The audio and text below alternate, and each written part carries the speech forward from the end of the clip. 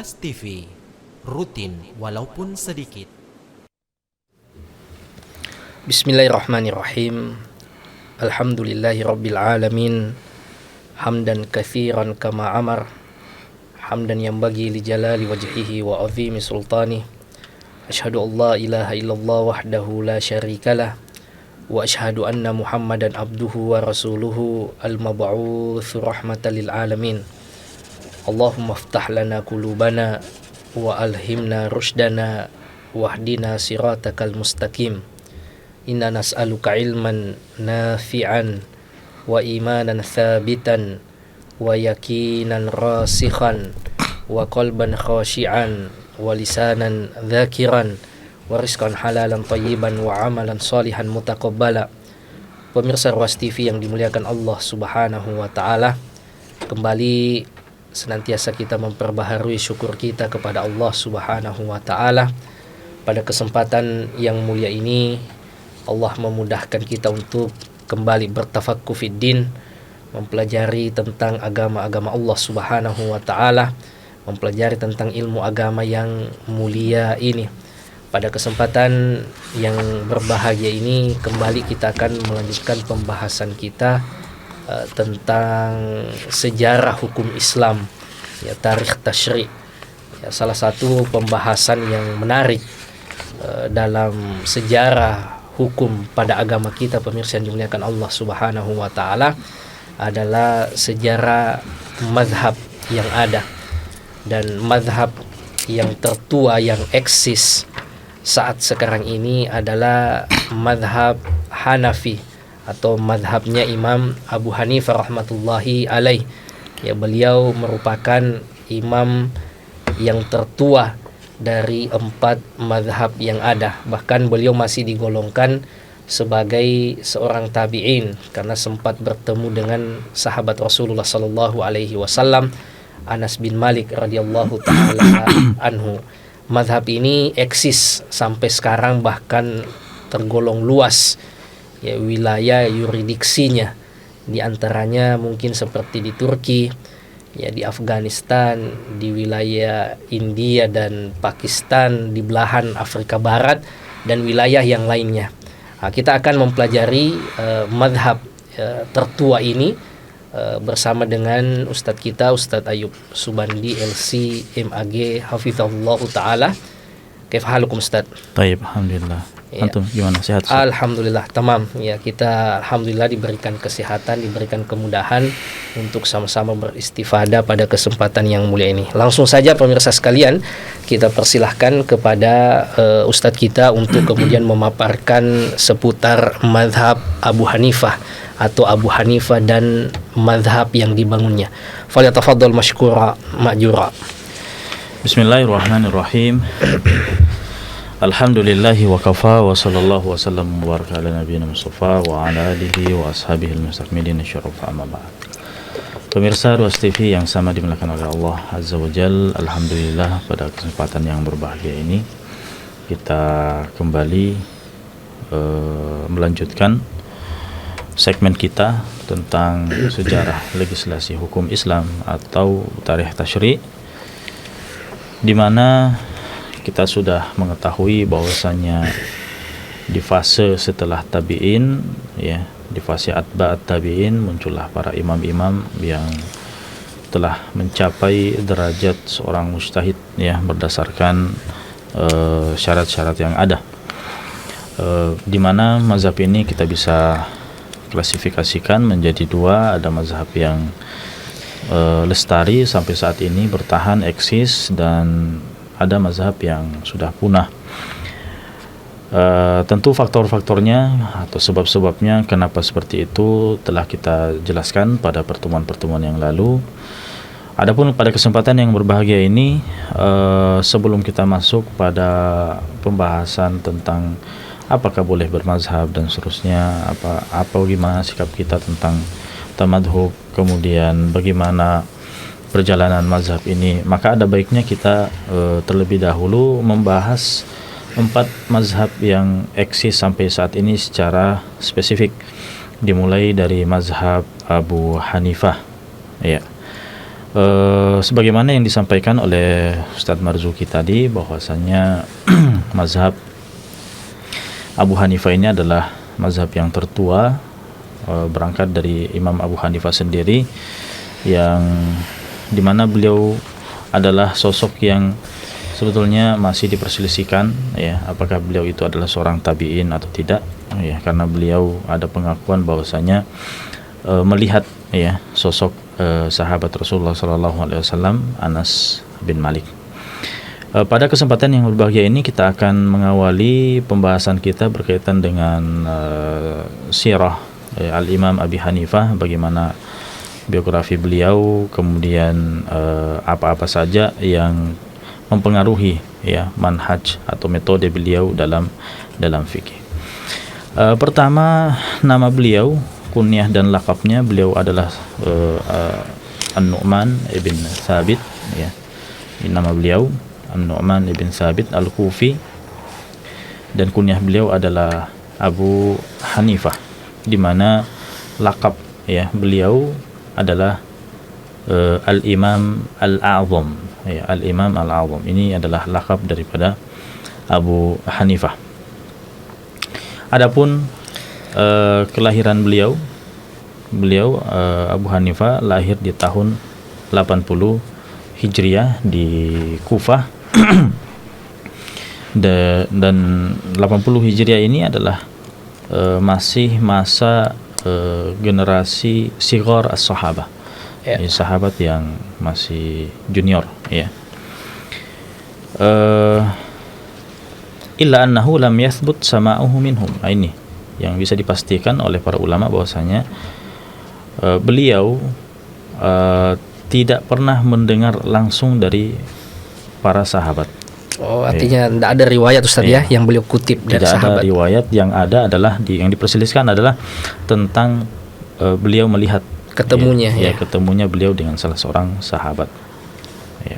Nah, maka di antara mereka ada yang menafikan bahwa beliau melihat sahabat, dan di antara mereka juga ada yang menetapkan, ya, bahwa beliau melihat sahabat Anas bin Malik, ya, sebagaimana disebutkan oleh Al-Imam Az-Zahabi dalam Manaqib Al-Imam Abi Hanifah dan dua rekannya. Nah, adapun Abu Hanifah sendiri ishtaghala rahimahullah awala amrihi bit-tijarati wa bai'il khaz. Ya, jadi sebetulnya beliau ini awalnya seorang pedagang, ya, khususnya pedagang kain, ya. Kemudian setelah itu beliau bertemu dengan salah seorang ulama Asy-Sya'bi yang meninggal tahun 103 Hijriah, dan beliau melihat bahwasanya dalam diri Abu Hanifah ini ada, ya, semacam beliau punya karakteristik, ya, beliau punya kecenderungan. Maka di sini Asy-Sya'bi menasihati beliau, ya, beliau dinasihati, diberikan wasiat untuk hadir di majelis-majelis para ulama. Ya, artinya sayang kalau seperti Abu Hanifah itu, ya, menghabiskan waktunya hanya sekedar untuk tijara, dan dia sebelumnya punya potensi, ya. Nah, akhirnya beliau wasiatkan untuk hadir di majelis para ulama. Oh, jadi yang mengarahkan Imam Abu Hanifah ini Imam Asy-Sya'bi, ya, yang menemukan potensinya, daripada sibuk berdagang, padahal potensi jadi ulama. Betul. Ya. Ini adalah salah satu perhatian para ulama terhadap generasi. Masya Allah. Sya'bi ini adalah seorang ahli hadis, ya, di Kufah. Fawaqa'a dzalika minhu mawqi'an hasana fahadhara hatta bari'a. Maka Abu Hanifah itu menyambut wasiat itu dengan sangat semangat. Beliau benar-benar hadir di majelis para ulama pada saat itu, dan benar, ya, berhasil beliau menguasai ilmu-ilmu yang diajarkan oleh para ulama.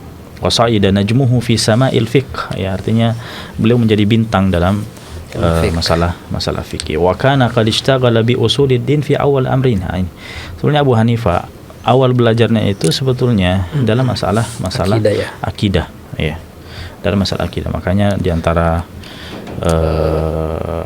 karya beliau di Fiqhul Akbar itu, ya, karya beliau yang terkenal di awal adalah Al-Fiqhu Al-Akbar, ya, yang isinya adalah masalah-masalah akidah.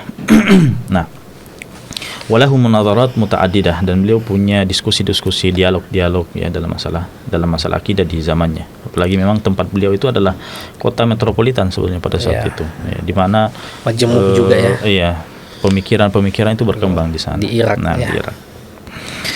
Kana li nash'ati al-Imam Abi Hanifah bil Iraq daurun fi bina'i takwinihi al-ilmi. Jadi memang namanya bi'ah ya, atau tempat di mana seorang itu hidup, itu memberi pengaruh bagaimana seseorang bersikap ya, apalagi dalam masalah fikih, perkembangan di suatu daerah tertentu ya, di mana dinamika kehidupan itu lancar, maka tentu permasalahan-permasalahan itu sangat banyak ya, dibandingkan tempat-tempat yang misalnya dinamika kehidupan di situ ya tidak terlalu, pergerakannya tidak terlalu besar.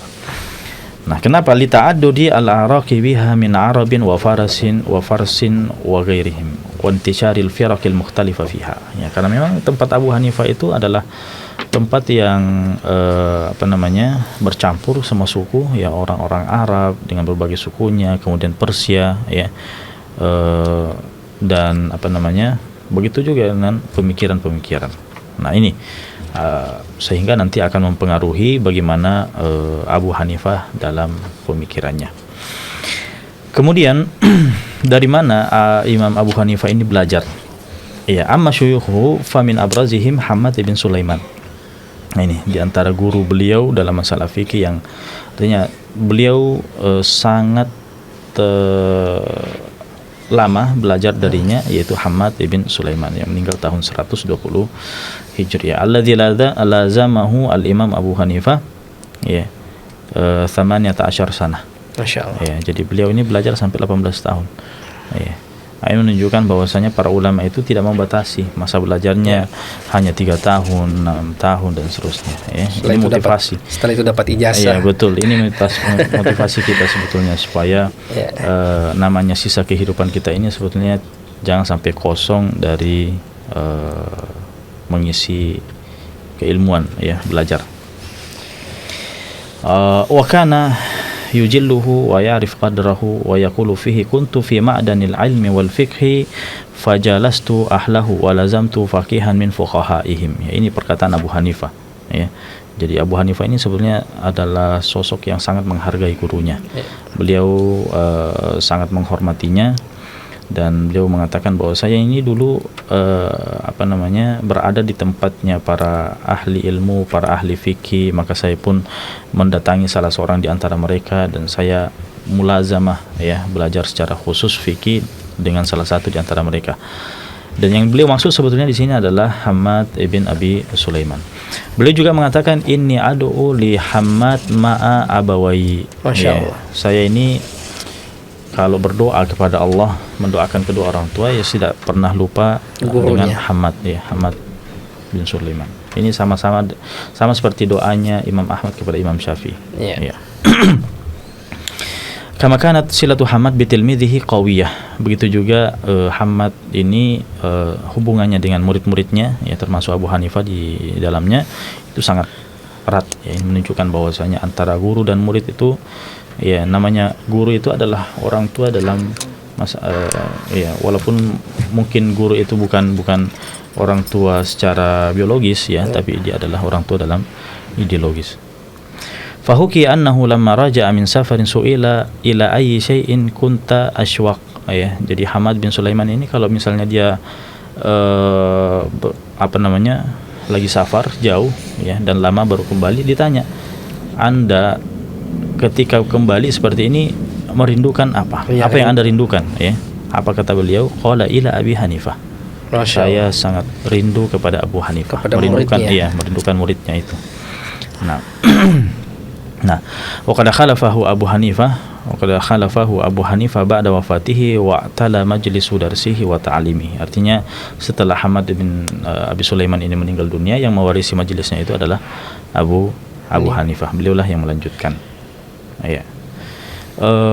Di antara contoh hubungan antara Abu Hanifah dan Hammad bin Sulaiman ya,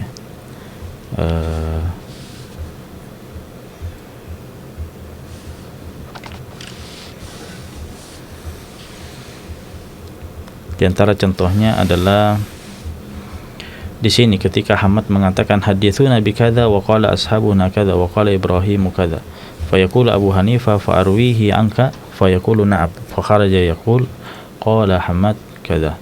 Ya. Jadi ketika Ahmad menyebutkan semua pendapat ulama, ya, Abu Hanifah maunya apa yang dikatakan Ahmad. Jadi kesimpulan dari semua perkataan ulama itu kira-kira menurut Anda bagaimana? Barulah beliau menyampaikan kepada orang-orang bahwa yang disimpulkan oleh Ahmad adalah seperti ini.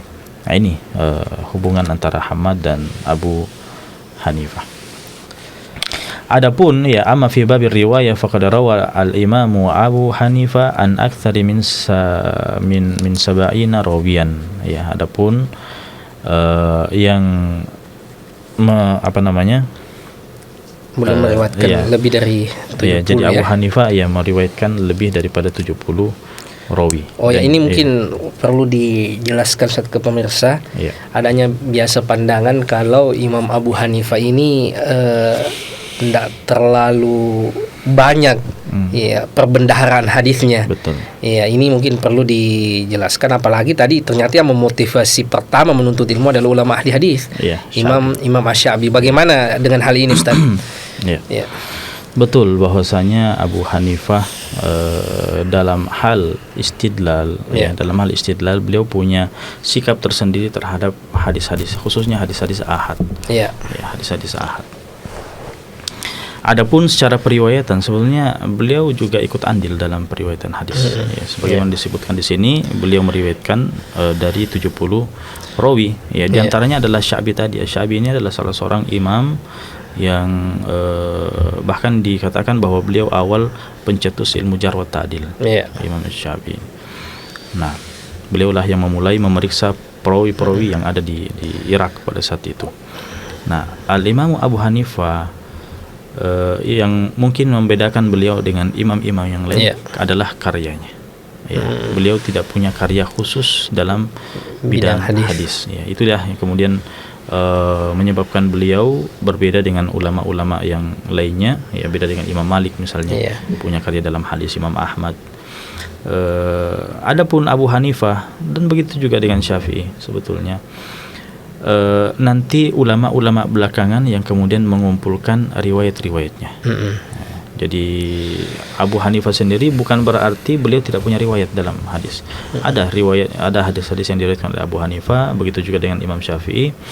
Tapi dari segi karya yang berdiri sendiri sebagaimana Imam Malik dan Imam Ahmad, mungkin mereka tertinggal dalam masalah ini.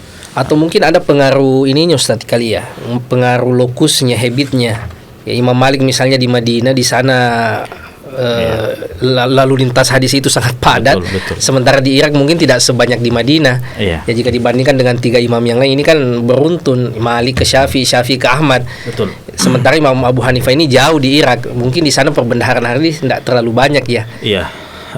Jadi memang di Irak atau di Baghdad secara khusus pembendaharaan hadis tidak sebagaimana di Madinah dan di Mekah, di mana kota Irak sendiri atau Baghdad sendiri kan belakangan baru ditaklukkan. Betul. Sehingga sahabat-sahabat yang ada di sana itu sangat terbatas dibandingkan Mekah dan di Madinah yang memang adalah tempat yang kita temukan sangat banyak sahabat tinggal di sana, sehingga hadis-hadis yang tersebar banyak. Belum lagi banyak faktor yang sebetulnya nanti kita akan sebutkan apa saja faktor-faktor yang kemudian menjadikan Abu Hanifah dan ulama-ulama yang ada di Baghdad itu sangat ketat dalam menerima hadis. Jadi pertama, jangan dianggap bahwasanya di sana tidak ada hadis sama sekali. Ada hadis, tapi perkembangan hadis di sana sejalan beriringan dengan hadis-hadis yang yang kevalidannya itu kurang, tidak masih perlu diperiksa. Tersebar hadis-hadis dari berbagai oleh sebagian oknum datang dengan hadis-hadis yang dhaif, sehingga mereka itu sangat ketat dalam divalidasi, ketat dalam menerimanya. Kalau sanad keilmuannya sendiri Ustaz, Imam Abu Hanifah kalau ke sahabat itu nyambungnya kemana? Jadi Abu Hanifah sendiri itu nyambungnya ke Hamad bin Sulaiman, ya. Kemudian ada Ibrahim An-Nakhai, Ya. sampai ke Abdullah bin Mas'ud. Oh, jadi dari Abdullah bin Mas'ud. Jadi sebetulnya beliau ini adalah salah seorang pewaris keilmuan daripada Abdullah bin Mas'ud. Ya, di mana sebelumnya atau setelahnya, setelah Abdullah bin Mas'ud kan ada madrasah yang besar, ada madrasah Ahli Ra'i, dan Abu Hanifah ini adalah salah satu turunan daripada madrasah Ahli Ra'i. Nah, jadi Abu Hanifah tadi kita katakan meriwayatkan banyak dari meriwayatkan hadis juga banyak daripada para imam, diantaranya adalah Amir Sya'bi tadi. Kemudian ada juga Ikrimah, ya, di mana Ikrimah ini adalah Maula Ibnu Abbas. Kemudian Atha bin Abi Rabah, begitu juga dengan Al-Hakam bin Utaibah, kemudian Nafi Maula Ibnu Umar. Jadi sebetulnya Abu Hanifah ini ada persambungannya ke Madinah. Betul. Jadi misalnya Nafi Maula bin Umar ini kan dia adalah salah seorang ini transmiternya madrasah ahli hadis. Betul. Iya. Jadi di antara yang menjadi sumber juga daripada fikihnya Imam Malik. Ya. Kemudian ada juga Syihab Az-Zuhri. Ibnu Syihab Az-Zuhri kan juga di Madinah, ya, yang memang dipercayakan oleh gubernur pada saat itu atau Amir Mukminin pada saat itu, yaitu Umar bin Abdul Aziz, ya, untuk mengumpulkan hadis-hadis, dan beliau dipercayakan bersama dengan gubernur Madinah pada saat itu. Ya. Nah, ini diantara guru-guru Abu Hanifah dalam masalah hadis. Di sini disebutkan amman akhadha Abu Hanifah al-ilm, ini disebutkan oleh Al-Khatib Al-Baghdadi dalam Al-Baghdadi dalam kitab tarikhnya, di mana Abu Hanifah mengatakan, ya, dakhaltu ala Abi Ja'far Amirul Mu'minin faqala li ya Abu Hanifah amman akhadtal ilm, wahai Abu Hanifah, dari mana engkau mendapatkan ilmu itu? Qultu, ya, beliau mengatakan, an Hammad an Ibrahim an Umar bin Khattab wa an Ali bin Abi Thalib wa an Abdullah bin Mas'ud wa an Abdullah bin Abbas. Ini pengakuan sendiri daripada Abu Hanifah. Ya, jadi beliau itu ketersambungan ilmunya itu sampai ke Umar bin Khattab, Ali bin Abi Thalib, Abdullah bin Mas'ud, dan Abdullah bin Abbas. Ya. Kalau kita lihat sahabat-sahabat ini, ya, misalnya Umar bin Khattab, kemudian Ali bin Abi Thalib, dan Abdullah bin Mas'ud, memang mereka ini adalah bibit daripada madrasah Ahli Ra'i. Ya, bibit dari madrasah. Kecuali Ibnu Abbas, ya, Ibnu Abbas ini karena beliau sebetulnya Ahlul Quran, lebih spesifik ke Quran di Mekah, yang nantinya akan diwarisi keilmuannya oleh Imam Syafi'i. Ya, betul juga, ya, karena menarik memang kalau kita lihat sejarah sahabat, memang terobosan-terobosan hukumnya Umar, Ali itu kan unik. Iya, betul. Apalagi Umar bin Khattab, Ali bin Abi Thalib ini sebetulnya kalau kita klasifikasikan di dalam sahabat-sahabat yang fatwanya banyak atau sedikit, ya, mereka ini masuk dalam kategori pertengahan. Ya, yang pertengahan fatwanya. Beda dengan misalnya Abdullah bin Mas'ud, ya, Abdullah bin Mas'ud memang banyak fatwanya bersama dengan Abdullah bin Umar dan seterusnya. Ya. Kemudian wa anir Rabi' bin Yunus yaqul dakhala Abu Hanifah yawman 'ala al-Mansur wa indahu Isa bin Musa faqala Isa lil Mansur hadha 'alimud dunya al-yawm. Ya, jadi pernah mereka bertemu dengan khalifah pada saat itu, dan salah seorang, yaitu Isa bin Musa, mengatakan bahwa orang yang datang ini, yaitu Abu Hanifah, ini adalah alimud dunya al-yawm, jadi orang paling alim di dunia saat ini. Faqala lahul Mansur ya Nu'man amman akhadtal ilm, wahai Nu'man, wahai Abu Hanifah, Anda ini belajar dari mana? Kata beliau, an ashabi Umar, saya belajar dari murid-muridnya Umar. An Umar, ya, sampai ke Umar. Wan ashabi Ali, dari murid-muridnya Ali. An Ali, dari sampai ke Ali. Wan ashabi Abdullah maksudnya Abdullah bin Mas'ud, ya, sampai ke Abdullah bin Mas'ud. Wa kana fi waqti Ibn Abbas ala wajhil ardi a'lam minhu. Qala al-Mansur laqad tawthaqta li nafsika, artinya Anda ini adalah orang yang benar-benar telah dipercaya, ya, dalam masalah ilmu. Nah, ini guru-guru daripada Abu Hanifah. Adapun murid-muridnya, ya murid-murid beliau, fakathiruna, lakin alladzina ikhtassu bihi wa syarakuhu fi taqriri madhhabi min ajlihim, ya. Sebenarnya sangat banyak murid-murid daripada Abu Hanifah, namun yang menjadi murid khusus beliau, ya, murid khusus beliau dan ikut dalam menetapkan mazhabnya, ya, ini keistimewaan dalam mazhab Abu Hanifah karena sebenarnya ini bukan pekerjaan Abu Hanifah sendiri. Beliau melibatkan murid-muridnya di dalamnya. Di antara mereka yang paling mencolok adalah As-Sahiban. As-Sahiban di sini maksudnya adalah Al-Qadhi Abu Yusuf, ya, yaitu Ya'qub bin Ibrahim Al-Ansari, dan yang kedua adalah Muhammad ibn Hasan Asy-Syaibani. Ya, kalau Al-Qadhi Abu Yusuf ini meninggal tahun 182 dan Muhammad bin Hasan Asy-Syaibani belakangan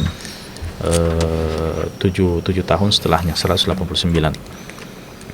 Kemudian ada juga jadi bukan hanya 2 orang ini saja, yang lainnya ada namanya Zufar ibn Hudzail Al-Basri yang meninggal tahun 158, dan ada juga dan ini adalah murid terakhir Abu Hanifah yang meninggal. Makanya nanti akan menjadi patokan fase awal daripada mazhab Abu Hanifah, yaitu Al-Hasan bin Ziyad Al-Lu'lu'i yang meninggal tahun 204 Hijriyah, ya. Dan yang menjadi keunikan daripada mazhab Abu Hanifah, ya, wa qad imtazal Imam Abu Hanifah bi namatin khas fi tadrisil fiqh li talamidhihi. Jadi cara belajarnya, cara mengajarnya Abu Hanifah yang unik, ya. Fakanat halaqatuhu majalan li tarhi al-ara. Jadi semacam halaqah itu disampaikan suatu permasalahan di situ, ya. Waftiradi al-masail, ya, misalnya ada hal-hal yang belum terjadi pada saat itu berusaha dicari jawabannya. Ya, bagaimana jika terjadi seperti ini? Bagaimana jika, itu namanya fikih iftiradi. Artinya dirumuskan sebelum kenyataannya terjadi. Ya, bukan muncul dulu masalahnya baru dicari pemecahannya. Betul. Tapi diasumsikan kalau ada masalah seperti ini gimana pemecahannya. Betul. Itu namanya fikih iftiradi. Dan ini mazhab Abu Hanifah memang ahli dalam masalah seperti ini. Ya, kemudian bagaimana bantahannya itu memang dalam majelis itu sudah diputuskan, ya, artinya sudah dibahas. Wa hakadha hatta yattadih wajhul haq, ya, sampai kelihatan mana kebenaran dalam hal itu. Fa yu'lin 'anir rajih fi mas'alah. Ya, maka diputuskanlah mana yang rajih dalam masalah itu menurut mereka. Dan proses ini kadang sampai berbulan-bulan lamanya. Masya Allah. Jadi satu masalah itu pokoknya dibahas, ya, berbulan-bulan lamanya, pekan-pekan, kemudian dicatat, ya, bahwasanya inilah masalah yang rajih, ya. Dijelaskan oleh Al-Muwaffaq Al-Makki dalam Manaqib Al-Imam Al-A'zam bagaimana sebetulnya cara Imam Abu Hanifah dalam membahas permasalahan dalam majelisnya. Beliau mengatakan wadha Abu Hanifah madhhabuhu syura bainahum. Jadi dia seperti majelis syura. Masya Allah, sangat egaliter, ya. Kalau kita sekarang kan ada misalnya dalam suatu organisasi tertentu, ada pembahasan misalnya dalam NU ada Bahthul Masail, kemudian dalam Muhammadiyah ada majelis tarjih. Jadi nampaknya memang sangat egaliter, Ustaz, karena dia melibatkan murid-muridnya, cari bersama, diskusi bersama. Bukan satu arah saja, ya, guru yang mengarahkan murid. Masya Allah. Makanya di sini disebutkan lam tabidda fihi binafsihi dunahum, artinya tidak mau, beliau itu tidak, pokoknya melibatkan murid-muridnya. Insyaallah. Ya, ijtihadan minhu fid din wa mubalaghatan fin nasihati lillahi wa rasulihi wa lil mu'minin. Fa kana yulqil mas'alah al-masail mas'alatan mas'alah wa yasma' ma indahum. Ya, jadi beliau sampaikan masalahnya seperti ini, kemudian beliau mendengar apa tanggapan daripada murid-muridnya.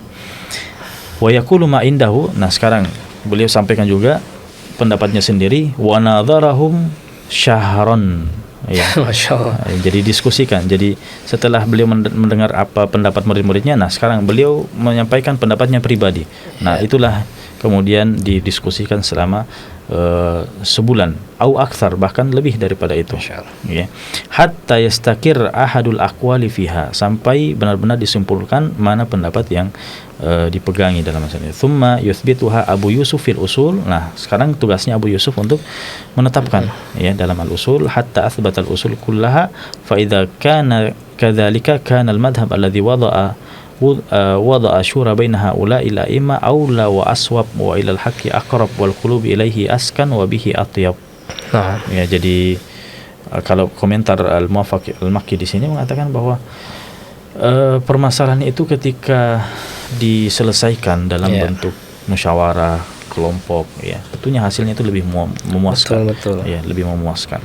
Apalagi dibahas dalam waktu yang lama Iya. dengan oleh kepala dengan latar belakang yang banyak itu, Iya, betul. biasanya lebih bisa mengakomodir ya, setiap pandangan. Jadi istilahnya ijtihad kolektif ya. Betul. Ijtihad kolektif. Nah ini salah satu keistimewaan dalam mazhab Abu Hanifah.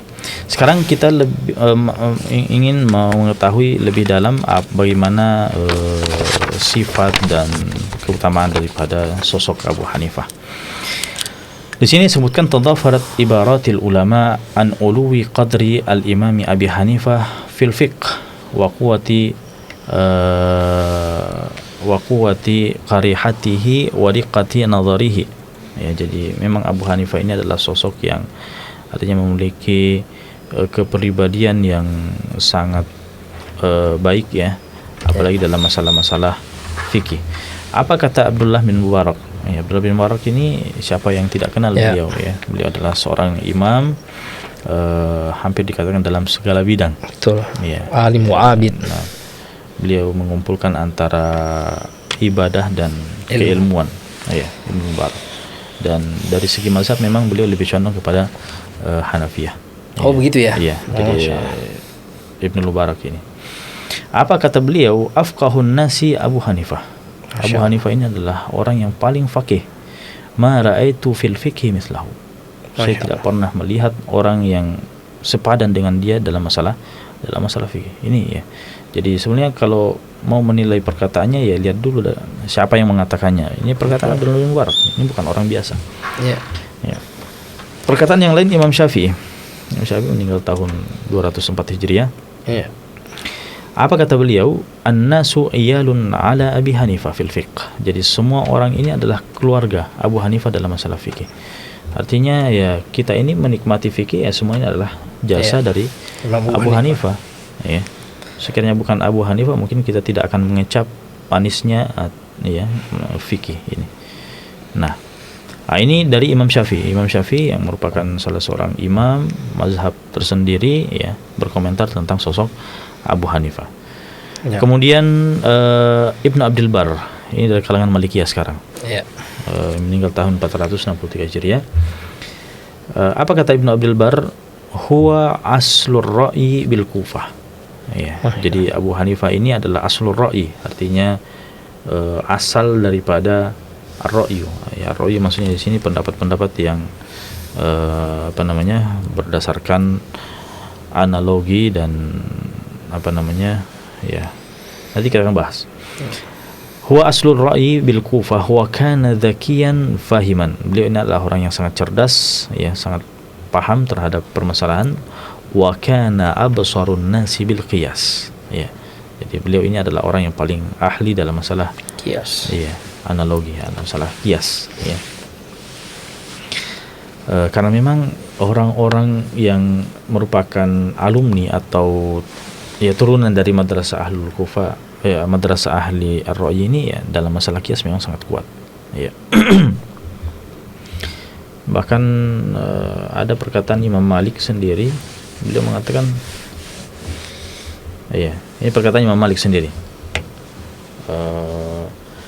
Ketika menilai Abu Hanifah, bagaimana sebetulnya beliau dalam bermunadharah, dalam berdiskusi.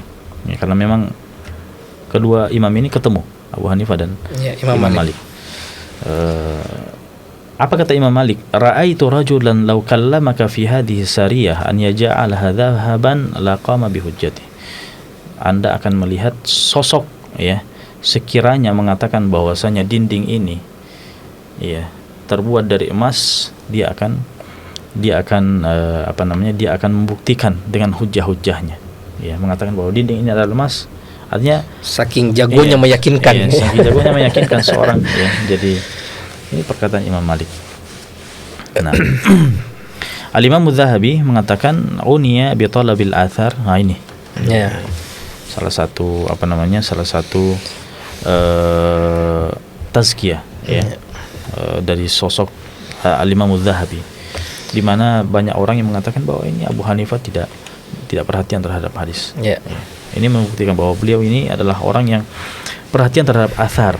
Uniya bi talabil athar, sangat perhatian mencari athar itu, mencari hadis itu. Wartahala fi dzalik, bahkan beliau mengadakan perjalanan rihlah untuk mencari hadis, riwayat-riwayat. Wa ammal fiqh wa tadqiqi fi ar-ra'yi wa ghawamidhi fa ilaihil muntaha. Kalau masalah fikih, kemudian mendalami masalah-masalah fikih, maka ya Abu Hanifah jangan ditanya lagi, beliaulah ujungnya, ya. Wan nas alaihi iyalun fi dzalika, dan semua orang adalah keluarga beliau dalam masalah itu, artinya beliaulah yang memulai dan orang-orang mengikuti. Al imamatu fil fiqh wa daqaiqihi musallamatun ila hadzal imam, ya, artinya keimaman dalam masalah fikih, detail-detailnya, ya sudah, beliaulah yang memegang tongkatnya. Wa hadza amrun la syakka fihi, ini kata al-imam Adz-Dzahabi, ya. Ini kalau kita berbicara tentang para ulama, ya, kita tidak lepas dari dua hal. Pertama, dari kecerdasan dan keilmuannya, dan ini tadi kita sudah sebutkan. Dan kita juga harus melihat para ulama dari segi ibadahnya, ketakwaan dan keibadahan. Nah, sosok Abu Hanifah ini bagaimana? Wa kana rahimahullah baran biwalidatihi. Masyaallah. Adalah orang yang sangat berbakti terhadap orang tuanya, dan secara khusus adalah ibunya. Banyak kisah-kisah beliau bersama dengan ibunya. Sekalian dikumpulkan sangat banyak. Wa summiya bil watat, dan beliau ini dijuluki sebagai watat. Watat itu pasak, ya. Dia adalah pasak tiang yang kokoh, ya. Kenapa disebut sebagai al-watat? Likathrati sholatihi. Masya Allah. Ya, karena saking banyaknya sholatnya itu dia dijuluki sebagai sosok tiang, ya. Tiang tidak bergerak. Masya Allah. Ya, saking banyaknya berdiri dan saking lamanya berdiri. Bahkan diriwayatkan dari dua jalur, ya. Dari dua jalur bahwasanya Abu Hanifah ini menghatamkan Al-Quran dalam sholatnya. Masya Allah. Iya, artinya sekiranya diriwayatkan dari satu jalur saja, ya, itu mungkin sudah cukup. Tapi ini diriwayatkan dari dua jalur, mengatakan bahwasanya Al-Imam Abu Hanifah itu menghatamkan Al-Quran dalam sholatnya. Luar biasa. Ya. Jadi memang keberkahan. Ini kekhasan ulama kita, dia mengumpulkan intelektualitas dan integritas. Betul. Ya, bukan cuma cerdas saja, karena banyak yang cerdas tapi cerdas salah-salah istilahnya orang.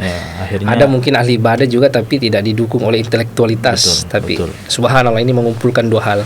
Ya, makanya kita tidak heran kalau sampai pendapat-pendapat beliau itu, ya, benar-benar dijadikan oleh Allah Subhanahu wa taala sebagai pegangan umat. Ya, Abu Hanifah. Wa kana fi ghayatil wara', ya, jadi sangat tinggi sifat waraknya, kehati-hatiannya, ya. Dikutip dari Abdullah bin Mubarak juga, annahu lamma qadima al-Kufah sa'ala an awra'i ahliha. Jadi pernah beliau Abdullah Mubarak ini datang ke Kufah dan bertanya, siapa orang paling warak di sini? Faqalu, maka penduduk Kufah mengatakan Abu Hanifah. Masya Allah. Ya, beliau Abu Hanifah ini adalah orang paling warak. Waqal, dan beliau mengatakan, ma ra'aitu ahadan awra min Abi Hanifah wa qad jurriba bisyati wal amwal. Ya, jadi Abdullah Mubarak mengatakan, saya tidak pernah melihat orang yang paling warak, tinggi kehati-hatiannya daripada Abu Hanifah. Dan beliau itu sudah diuji, ya, dengan cambukan, dengan harta, jabatan. Tapi begitulah sosok Abu Hanifah lebih mengutamakan kehati-hatiannya. Wa qala Ibnu Mubarak li Tsauri, ma Abu Hanifah minal ghibah. Sejauh mana sebetulnya Abu Hanifah dengan sifat ghibah itu? Ya. Ma sami'tuhu yaktabu aduwan lahu qat. Saya tidak pernah mendengar beliau, Masya Ya, Allah. saya tidak pernah mendengar beliau menggibahi sampai musuhnya sekalipun. Artinya orang Masya yang Allah. mungkin memusuhinya, ya mungkin ada masalah dengannya, masalah pribadi, ya, tapi ternyata tidak pernah menggibahinya sedikit pun, ya. Qala Thawri, huwa wallahi a'qalu min an yusallita ala hasanatihi ma yudhibu biha. Ya, jadi kata Ats-Tsauri mengatakan bahwa Abu Hanifah itu adalah orang yang sangat berakal. Tidak mungkin dia korbankan, ya, kebaikan-kebaikannya yang sudah dia kumpulkan, ya, hanya sebatas dia menggibahi seseorang yang akhirnya nanti hasanahnya, habis. kebaikan-kebaikannya akan habis diambil Iya. oleh orang lain. Ya, makanya kata beliau ini akal, orang yang paling berakal. Ya, ngapain juga kita habiskan capek-capek ya, kumpulkan kemudian habis juga dengan gibah. dengan gibah. Iya. Iya. Dan gibah itu pun mungkin tidak akan merugikan, Iya. bahkan Masya justru menguntungkan orang yang digibahi. Nah, waqala Yazid bin Harun yang meninggal tahun 202 mengatakan adraktun nas fama raaitu ahadan aqal wala afdal wala arwa min Abi Hanifah. Ya, sama ya. Masya Allah. Saya tidak mendapati seorang yang paling cerdas, yang paling afdal, yang paling hati-hati dibandingkan Abu Hanifah. Dan diantara contoh bukti yang paling konkret dalam masalah ini adalah i'raduhu 'anil qada' alladhi dhuriba fihi falam yazdad illa i'radan anhu. Jadi beliau awalnya ditawari untuk menjadi seorang hakim, ya, bukan sekedar hakim, ya, tapi hakim tinggi, mungkin hakim agung, hakim ya. agung, ya. Qadil Qudah. Nah, beliau menolak, kemudian karena penolakannya itu akhirnya beliau dicambuk, ya, dipukul, dan ternyata tidak membuat beliau mundur, bahkan semakin menolak lagi. Ya, wa ruju'ihi an ra'ihi ma tatabayyana khata'uhu. Ya, belum lagi kalau misalnya beliau adalah ternyata berpendapat dengan pendapat yang salah, beliau tidak segan-segan untuk kembali meralat pendapatnya itu. Ya. Di sini terakhir dinukilkan dari Al Hasan bin Ziyad Al-Lu'lu'i, murid terakhir beliau, qauluna hadza ra'yun, pendapat kami ini, ya, saya bersama dengan rekan-rekan yang lain, bersama dengan guru kami Abu Hanifah, ini semua adalah sebatas ra'yu. Ya. Ya. Wa huwa ahsan ma qadirna alaihi, dan inilah artinya usaha maksimal kami. Ya. Inilah usaha maksimal kami. Faman ja'ana bi ahsan min qaulina, barang siapa yang datang dengan lebih baik dengan pendapat kami, fahuwa aula bis sawabi minna, maka itu, ya, lebih mendekati kebenaran dibandingkan pendapat kami. Artinya pendapat kami ini jangan sampai dipahami bahwa setingkat dengan Al-Quran dan Sunnah. Ya. Kami ini beristihad, dan ini istihad yang kami maksimal ini, yang bisa dilakukan. Ya, ini adalah fikih kami, fikih Abu Hanifah, dan bukan fikih Al-Quran dan Sunnah. Jangan anggap bahwa kami ini adalah Al-Quran dan Sunnah, representasi dari Al-Quran dan Sunnah. Ya, kita semua ini hanya bisa memahami, ya, dan di antara pemahaman kita ada yang jauh dan ada yang dekat. Nah, ini salah satu contoh daripada ketakwaan dan kewaraan, ya, ibadah daripada sosok Abu Hanifah. Ya.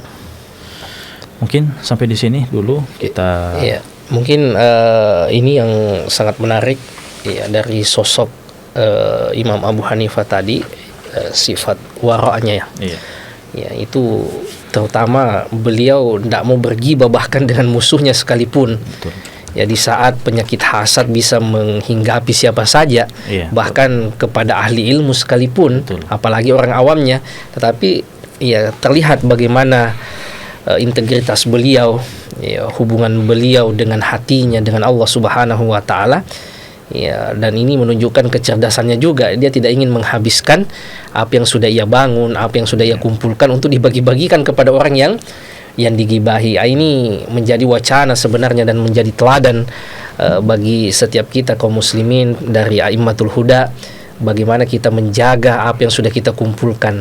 Ya, dan begitulah sebaik-baiknya manusia tentu saja, ya, yang mempersiapkan untuk akhiratnya, bukan tercecer sana kemari, ya, karena gibahnya ini.